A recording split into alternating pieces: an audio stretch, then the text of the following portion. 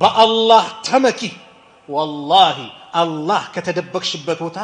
አውጥቶ ትልቅ ደረጃ ያደርስሻል ብዙ ሸይጣኖች አሉ እንዲህ ብትሞክሪስ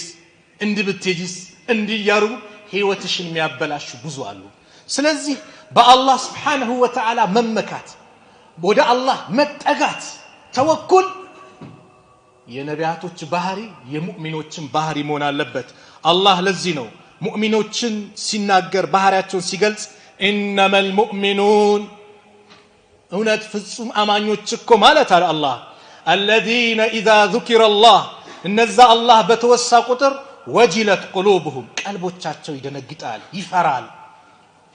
وإذا تليت عليهم آياته የሱ አናቅጾቹ በእነሱ ላይ በተነበበባቸው ቁጥር زادتهم إيمانا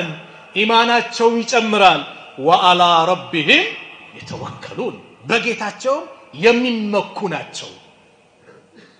በአላህ ምን የሚሉ ናቸው የሚመኩ ናቸው የተወኩል ጥግን እዛ የደረሰ ነው ነብዩና አለይሂ ሰላቱ ወሰለም አንድ ሁለት ምሳሌ እንመልከት የተወኩል ጥጋቸው እንዴት እንደደረሰ ረሱል አለይሂ ሰላቱ ወሰለም በአንድ ዘመቻ ላይ ከሰሃቦቻቸው ጋር ወጥተው ሰሃቦቹ እቺን ቦታ ለነብዩ እንልቀቅ ብለው እንዳይረብሻቸው ራቅ ብለው ተቀመጡ ኋላ ትንሽ ገደም ብለው ሰይፋቸውን አንጠልጥለው በተኙበት ሰዓት አንድ አራቢይ መጣና ሰይፋቸውን ከዛው ከሰይፍ ማስቀመጫ አወጣና አንገታቸው ላይ አስቀመጠ ማን يمنعك مني ማን ነው ከኔ የሚከላከልልህ አላቸው አስቡት የተወኩል ጥግ ነብዩ ሰለላሁ ዐለይሂ ወሰለም ከሳቸው አንደበት የአላህ ስም ሲወጣ አስቡታ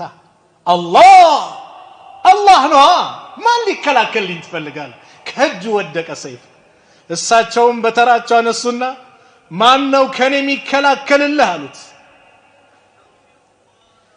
ቸርነትህ መልካምነትህ ካሉን አላህን አቂስ